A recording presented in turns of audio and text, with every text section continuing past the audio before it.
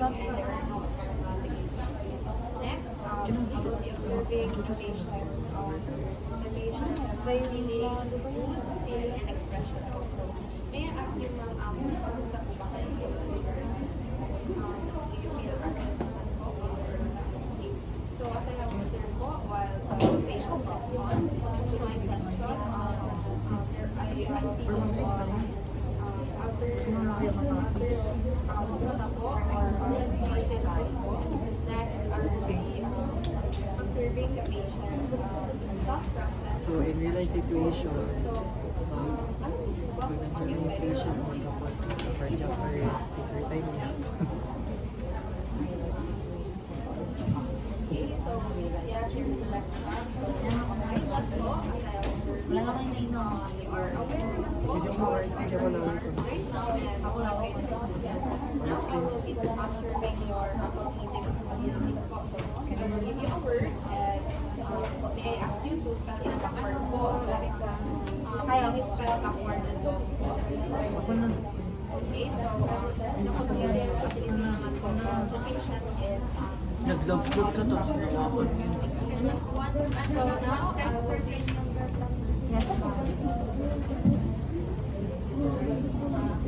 Hi, nag-start na. Good afternoon, ma'am. My name is Erica Biancasida-Silaw, and today we are going to do a return demonstration of assessing the neurologic system. But first, we are going to gather the following equipment needed. This is to save time facilitate the obvious task. Next, we are also going to explain to the patient what we plan to do and how he or she is going to participate and gain their cooperation.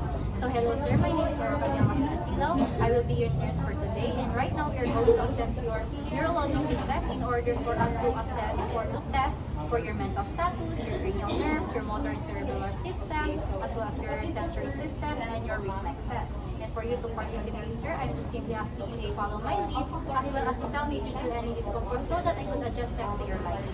Would that be alright, sir? And next, for us to be able to properly assess the said assessment, I want you to change into a gown. This is to also to preserve your modesty. So I will just be providing you some privacy. Just tell me if you feel ready. Are you ready na po, sir? Yeah. Okay. So today we are going to assess for your level of consciousness. So we are going to start with your mental status. Sir, do you know who you are? What's your name, sir? My name is Angel Martin. please hold the patient. Okay, NSL 1. Do you know what time it is right now? Early, I don't know what's and any signs around Next, I will be 3:17. proceeding. Do you know what's your purpose as to why you are here right now? As you said earlier, we will be doing the neurologic system. Okay, so you are fully aware and conscious to your surroundings and your purpose. So you are active, your mental status is active and oriented, which is a good indication. So I'm just going to observe you, sir, for your appearance and your behavior. Okay, as I assess over your appearance and behavior, I can see that you took care of yourself very well. I can see that you're groomed well as well, and you are behaved. Your posture is also erect. I could see that. And apart from that, sir, I will be also observing for your mood, your feelings, and your facial expressions. So how do you feel today, sir? You feel happy. Okay, so as I've noticed, every time you respond to my questions, you are smiling, which is a good indication. And also, I'm going to assess for your thinking process and your perception, sir. So I'm just going to ask you random questions. So, what do you feel or what do you think about the halala that happened recently, days ago? Yes, the voting, the election. Since it is the election Here in season. school. Yeah, it could be in school or it could be in the national. Okay, in national, I feel disappointed at the same time. I'm not going to mention names because we might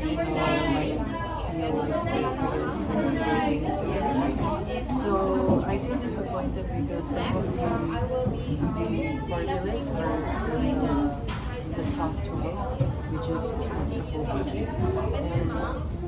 And I feel happy because there's some that I vote that's also there. Okay, sir, as I observe here, your thinking process is direct. You do not jump from one topic to another, and you are also very honest to your feelings, which is a good thing.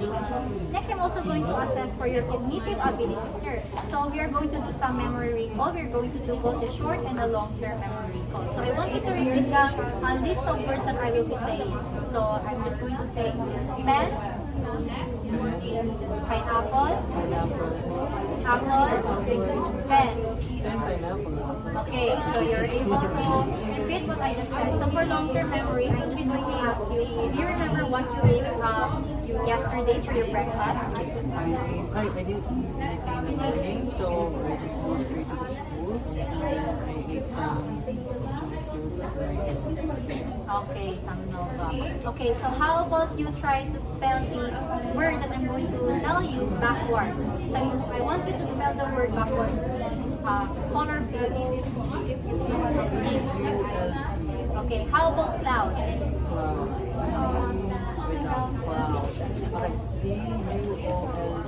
Okay, so I'm just going to test your memory recall once again. Do you still remember the list of words that I told you to follow? Yes, you said blue and cloud. I spelled it back. Okay, so you were able to, your cognitive ability functions very well, which is a good indication. Next, we are now going to assess for your cranial nerve. So we are first going to assess for your first cranial nerve, which is the olfactory. So I want you to close your eyes, sir, and I want you to occlude one of your nostrils, sir. So I'm just going to, and just describe what did you smell, okay? Oh, I smell like efficacy. What will you Like it's for the head. okay. It's either I don't know what it's called specifically, but it's like efficacy. how about try including your other nostrils, sir. Open your mouth. Oh, it smells like alcohol. Okay.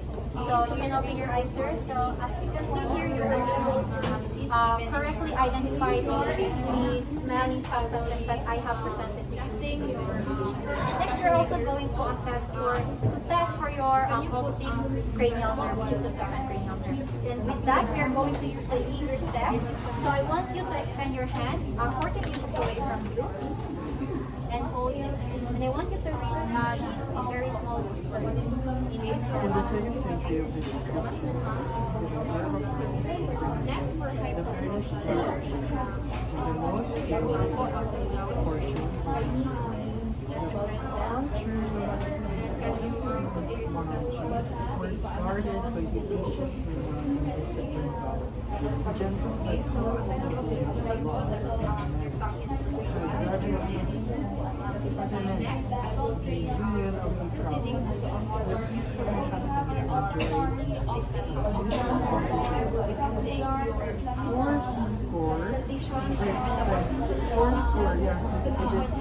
fourscore years. The public administration is conducted by the Trajan Can you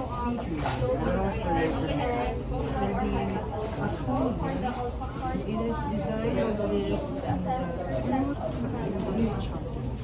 describe the prosperous condition of their empire, and afterwards, from the death of Marcus deduced a revolution which everything that still felt bad. Number 3. Okay, so you're staying to read all of this is the number 1. Okay, so that indicates that you made good for the investigation since you passed the first test. Next, we are also going to test for your oculomotor, your cochlear, and your abducens cranial nerves, which is the third, fourth, and sixth cranial nerves. And with that, we are going to use the 6 cardinal movements. This is to assess if your extraocular muscles are present. So I want you to follow this pencil and do not cover. You do not need to cover. You just follow this with your eyes. You do not move your neck nor your head. Okay? So I'll be starting now. Can you put your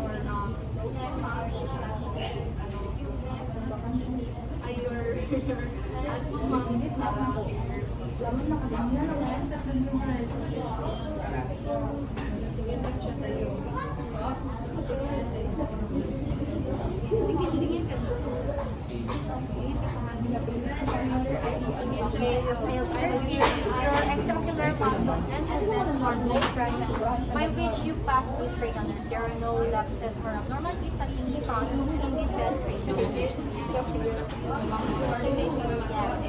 Next, we are also going to assess or test for your trigeminal cranial nerve, your fifth cranial nerve.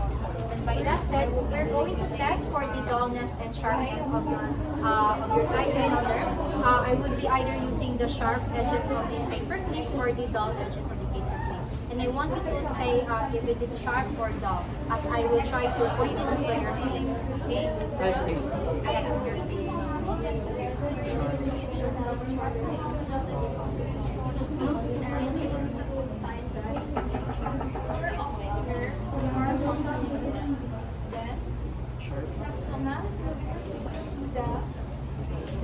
So you were able to correctly identify which is sharp and dull.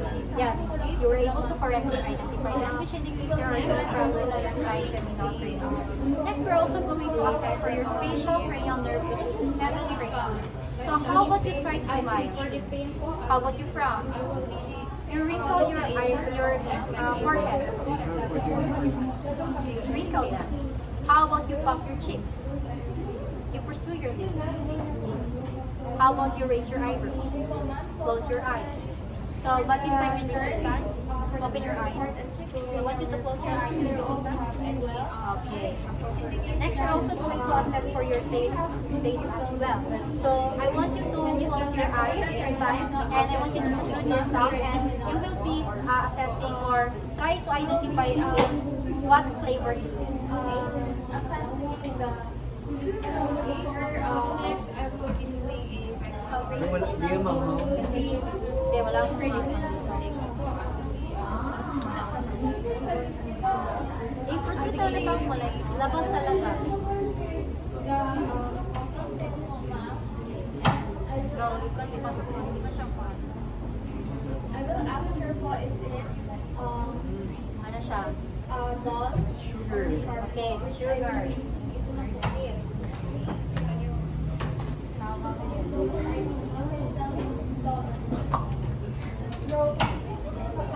Dati yung tamis, hindi ko gusto. Okay, ito. Protrude your tongue once again. Huwag mo ibaba yung tongue mo yan para makatch yung pag-ibig yan. Ano yan? Oh, Okay, so you were able to correctly identify the flavors that I was able to Very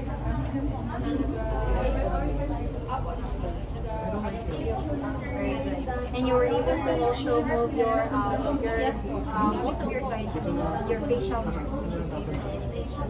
Next, we are also going to assess for your acoustic or vestibulocochlear nerves, by which will affect your sense of taste. So we will be using this port, and we will be performing the Weaver's test this time. So I want you to tell me if you feel or if you hear the vibrations in both ears, or in one ear, or nothing at all. Okay?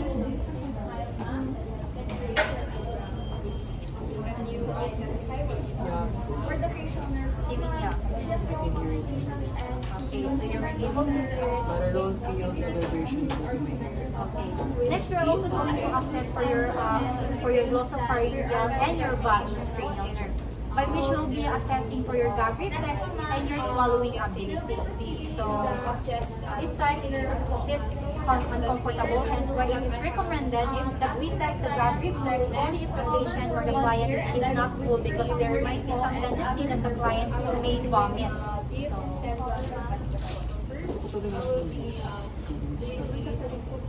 So we will be touching your posterior pharynx. Open your mouth wide.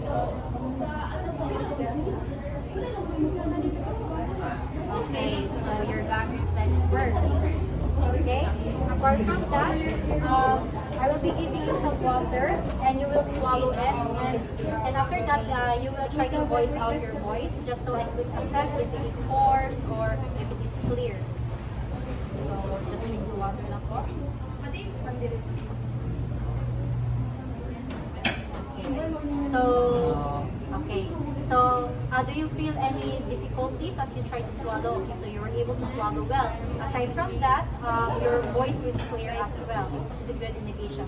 Next, we'll be also assessing for your spinal accessory cranial nerves. And by that said, I'm just going to, pwede magharap ka na lang doon. Just so I could do some. Next, I will be doing your, try to shrug your shoulders against resistance. Okay. How about you try to move your head on the right? Okay, how about on the left? Okay. So you were able to move against resistance. By that said, your spinal accessory cranial nerves are functioning very well. Next, we'll be also assessing for your hypoglossal cranial nerve, which is the last cranial nerve. So I will still be using this tongue depressor. This time, I want you to protrude your tongue out, move them up, down, left, right, and then once again, we'll be doing it, but this time with resistance, okay? So, labas mo talaga tongue mo, so move mo siya. Up, down, left, right. Okay, but this time with resistance down. Try na.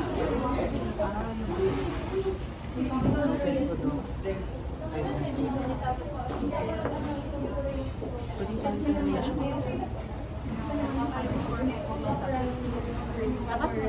Try to move your tongue up. Okay, to the left.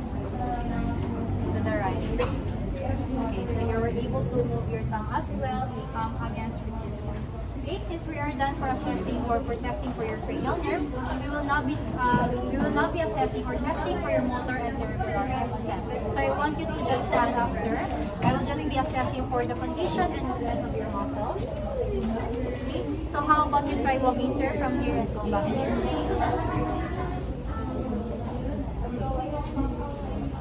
Okay. How about you try to stand up once again, sir, but this time with extended arms and try to move like this. Then how about you close your eyes for 20 to 30 seconds.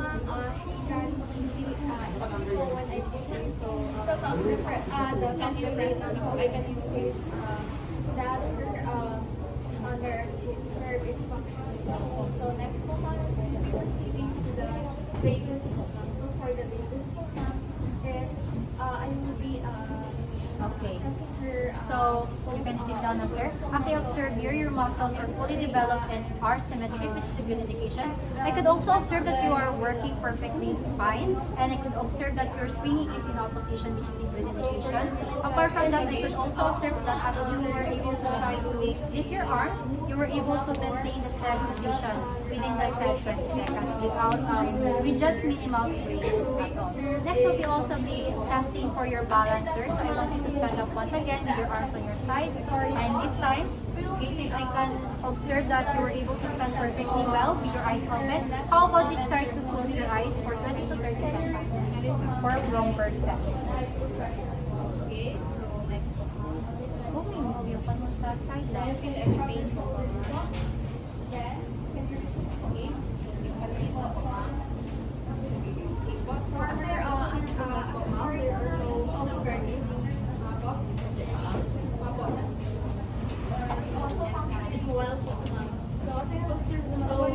Okay, so you were able to perform the Bloomberg test. How about the toe to heel walk, sir? Just like this, and try to balance. Toe to heel, yes. Straight. Pwede na mag-use. As much as possible, hindi. Okay. Oh my God. Eh, pero okay lang, di ko malinis. Basta ma-feel mo nag-touch ka. Okay. So you're able to do the toe to heel walk. And apart from that, sir, how about you try to lift one leg lang, sir? Like this. And then how about you bend your extended leg like this? Okay. Next, extend them and then hop. Okay, so repeat it on the other side. Okay, so you were able to present a good balance within your muscles and your cerebral system, which is a good indication. Next, we're also going to test for your coordination. So by that said, I want you to extend your arms like this, and then you try to touch your nose with your arms. No, you can do this like this. Pwede ganito. So next po nga. Okay? How about you close your eyes while you are doing motor it? and cerebral system na po. Okay. So for the motor let's do the point to point then. I want you to try touching your nose and then you try to touch my index finger at it. So how about you try to touch your fingers with your thumb like this and then going backwards. And then you speed up the process. Okay, so you're able to do that. How about the pronation and supination of your palms? So, ilay mo lang yun siya dito sa pan mo. So, inay mo na. So, hanggang pabilisan. Okay. Next, we are also going to try to touch your chin with your heel. Pwede ka makahiga na, sir, sa spine. Ito na ako makita siya. I-try mo ito, yung heel niya, i-try touch yung chin ito. Upwards. Pag ganyan, nag-slide siya upwards. Okay. Ito rin. Sa kabila. So, ano to? Coordination. Okay, so you were able to properly execute coordination. Pinabalik na. Next, we're also going to assess or to test for your sensory system. So for that set, we're going to start with testing your light touch, pain, and temperature. For light touch, we'll be using the either the cotton balls or this paper towel, but this time we will be using this one. That's the best for light touch. And I want you to close your eyes. And as I am going to touch you with this cotton balls, just point out which part of your body was touched. Okay? So pwede man nakababa na yung ano kay mag-gas ka man yan.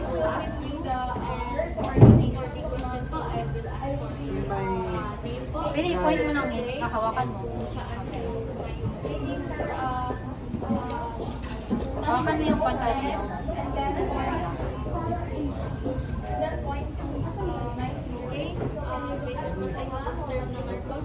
Okay, so for pain, I will be just using this the paper clip, and I want you to tell me which areas of your body was touched, as well as if it is dull or sharp. Okay?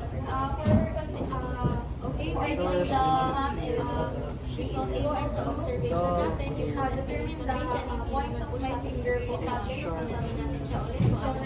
So for temperature, I will just be using this and I want you to just identify still the areas and just tell me if you feel hot or We need to do the light touch test. So I will ask you to close your eyes and then determine the sample na ibabaan dito. So for your first close your left part, cognitive abilities. Opo. Okay. Next, we'll be also testing for your vibratory sensation. So, I want you to tell me if you feel any vibrations as I will be placing this in some certain parts of your body. Do you feel any vibrations? I only feel no vibrations. How about now? Do you feel vibrations? Now. I don't feel. So ano po yung percent na namin? Okay, for the light touch. Yes, I feel that. Right now. No.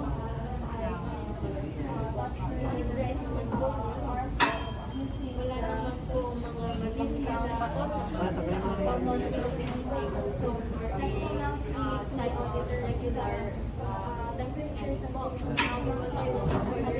for your uptake, I will ask you to sit I feel the vibration, but only a little. But it's in my tummy. Tapos, the sign natin is a non-exhibition chart. Yeah, there. Right now. So, ma'am, can you close your eyes po? So you were able to feel the said vibratory sensation. Next, we'll be also testing for position sensation. And I will be moving either your toe or your finger, but this time I will just be using the finger na lang since nakasumatos ka man. Sige, naka-relax na lang kamay mo. And as I will be moving into certain direction, just tell me into which direction it is You will receive your oculomotor from TR and your accent. So for your this part po, there will be a vibratory Okay, so you were able to identify it. Next, we are also going to test for tactile discrimination. So, for that said, we are going to do the stereognosis test, by which I will be giving you some familiar objects while you are closing your eyes. And just tell me what type of object is it, okay? So, close your eyes. naman po yung mata ninyo. So now, I will check po if may It's okay. How about our nagre-relate naman po yung sensation kapag I think it's So you're able to guess them. Next, I will be trying to draw some numbers in your palm while you are closing your hands, and I want you to guess what number it is.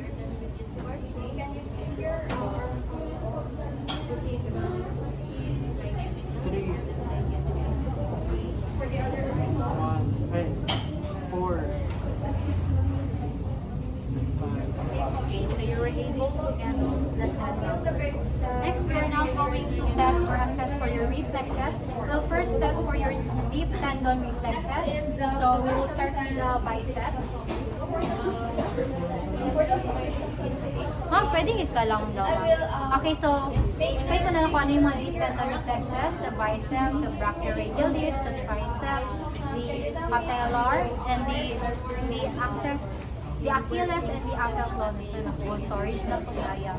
So we will just be testing for your patellar. ask you to smile and so Hold na lang po.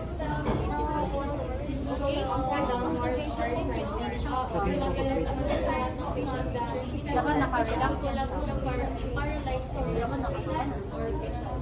Next po is next is the tactile posture. So for the posture, we will be and with discuss na lang. For the tactile discrimination, so ma'am, since I've already Dito ay ilalagay tested Next, we'll be also testing for your superficial reflexes.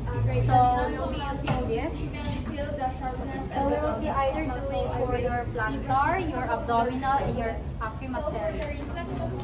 Oh my god. Can you just repeat? Sa abdominal lang. Reflex hammer.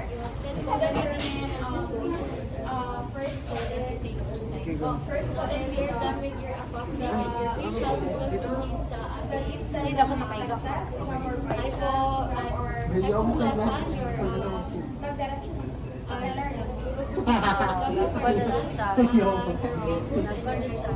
Okay, next, to assess for your, if you have any irritation or inflammation, we will be doing the Brudzinski sign and the kerning sign. For kerning sign, we are just going to try to flex and extend your leg.